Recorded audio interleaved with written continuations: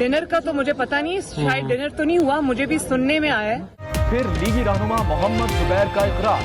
जब आप मुलाकात करेंगे और खाना खाएंगे तो आप सियासत पर भी बात करेंगे। और अब वजाहत, मुलाकात हो गई, इसमें कोई छुपाने की बात नहीं है। नून लीग के यूटर्न ने सियासत में खलबली मचा दी। लीगी रहनुमा मोहम्मद जुबैर 2 बार आर्मी चीफ से मिले, नवाज शरीफ और मरियम नवाज से मुताल्लिक बात की।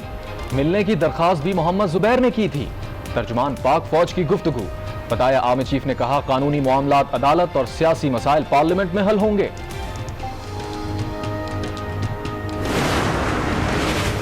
शहबाज शरीफ की दरखास्त जमानत लाहौर हाई कोर्ट में समाअत। ऑपोजिशन लीडर पेश हुए, शहबाज बेकसूर है, इंतकाम का निशाना बनाया जा रहा है। उम्मीद है जज साहिबान इंसाफ देंगे। राना सना की मीडिया से गुफ्तगू, सच बोलोगे तो सजा मिलेगी, साद रफीक का तंज। इंसदाद मनी लॉन्ड्रिंग तरमीमी बिल कानून बन गया। सदर मुमलिकत ने दस्तखत कर दिए, कानून फौरी नाफिज होगा। मनी लॉन्ड्रिंग में मुलव्वस अफराद और इदारों के लिए सख्त सजाएं रखी गई हैं। मुख्तलिफ ममालिक के सफीर और दिफाई अताशी कंट्रोल लाइन रवाना। यूनान, ऑस्ट्रेलिया, बरतानिया, फ्रांस और आलमी इदारा बराए खुराक के नुमाइंदे शामिल। तर्जुमान पाक फौज सूरत हाल पर ब्रीफिंग देंगे। भारतीय जहरियत से मुतासरा अफराद से आज MQM का कराची मार्च। करीमाबाद से मज़ार कायद तक रैली निकाली जाएगी। आमिर खान कहते हैं पीपुल्स पार्टी कराची को अपने मफाद के लिए टुकड़ों में बांट रही है। शहर के लिए विफाक के वादे भी वफा नहीं हुए। के इलेक्ट्रिक ने साहिली शहर को अंधेरों में गर्क कर दिया। कराची में 12 घंटे तक लोड शेडिंग, दिन हो या रात, आवाम का कारोबार और नींद भी छीन ली। मीटर तेज चलते हैं, बिल ज्यादा आते हैं। के इलेक्ट्रिक से कोई पूछने वाला नहीं, आवाम की दुहाई।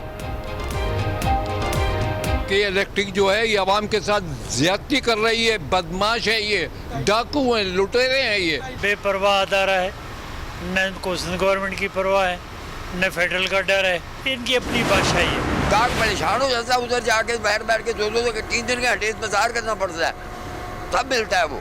आटा खाएं या हम मौत के मुंह में चले जाएं, क्या करें क्या ना करें हम। आटा तो काफ़ी महंगाई मिल रहा है, लगता है गरीब के लिए आटा नहीं है। ਜਿਹੜਾ ਲਾਲ ਆਟਾ ਉਹ 65 ਰੁਪਏ ਕਿਲੋ ਵਿਕਦਾ ਪਿਆ ਖੁੱਲਾ, ਤੇ ਜਿਹੜਾ ਚਿੱਟਾ ਆਟਾ ਉਹ 70 ਰੁਪਏ ਦੇਣ ਨੇ। लाहौर समेत पंजाब भर में आटे का बहरान। बेशतर मकामात पर 76 रुपए किलो तक फरोख्त होने लगा। कई स्टोर्स पर आटा दस्तयाब ही नहीं। पेशावर में महंगाई ने चीनी की मिठास खत्म कर दी, किलो पर 10 से 15 रुपए इजाफा।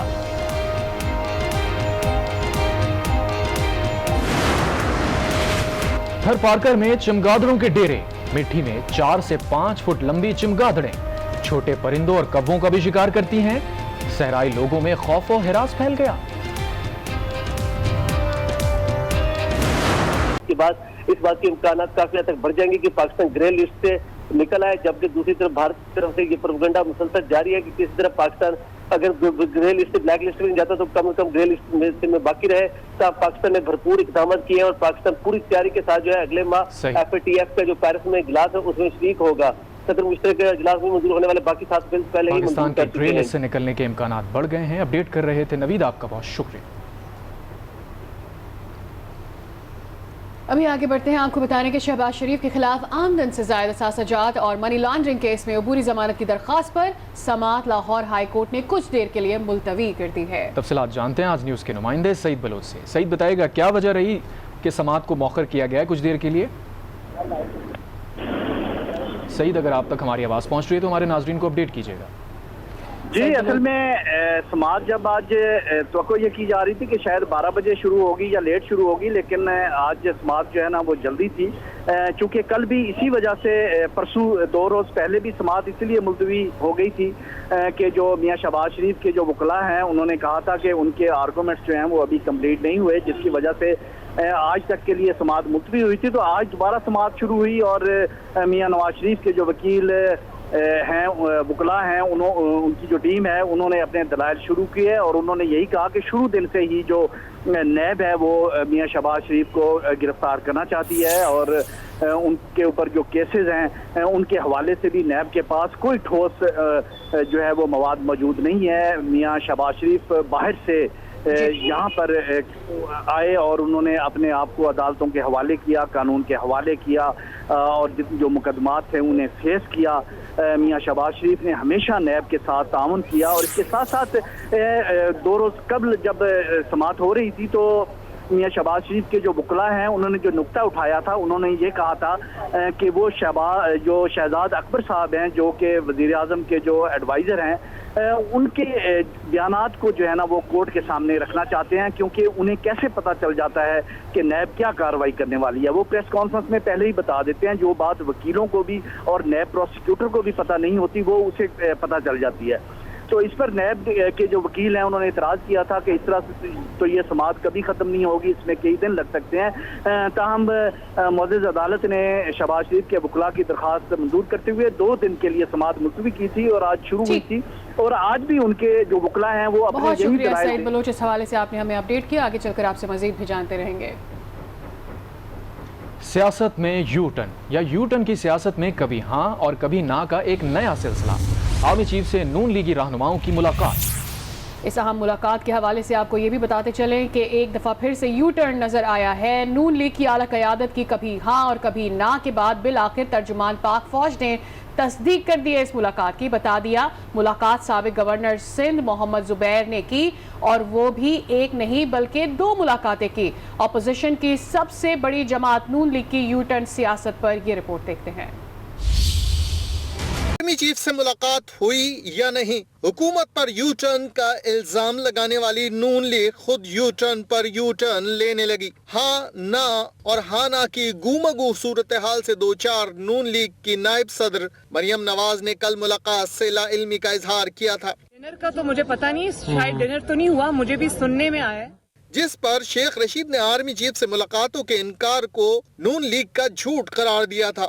मरियम साहबा ने वहाँ प्रेस कॉन्फ्रेंस करके कहा कि ये मुलाकात नहीं हुई या इसकी नवाज शरीफ को खबर नहीं थी, तो मैं वाजे करना चाहता हूँ 1 नहीं 2 मुलाकातें हुई। सिंध मोहम्मद जुबैर को आर्मी चीफ से मुलाकात की तस्दीक करना पड़ी। मैंने कभी एक दफ़ा भी नहीं रिक्वेस्ट की कि जी मैंने आपसे मुलाकात करनी है, ना ही कभी मियाँ नवाज शरीफ ने या मरियम नवाज ने मुझे कहा कि आप जाके मुलाकात करें, नेवर। सियासी रहनुमाओं की आर्मी चीफ से मुलाकात कोई नई बात नहीं, लेकिन अवाम अपोजिशन की सबसे बड़ी जमात की हाँ और ना की इस कैफियत पर हैरान और परेशान जरूर हैं।